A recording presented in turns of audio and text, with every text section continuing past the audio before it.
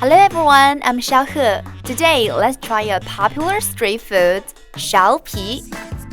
The ingredients we're using today come from Jack&King's Chongqing Shaopi. He said that his grilled Chongqing Shaopi is incredibly crispy and delicious after cooking. Let's give it a try. Place the Shaopi on the grill rack and cook it over high heat until it bubbles on both sides. Sprinkle on the seasoning and add additional ingredients. Heat it until it is perfectly ready to eat.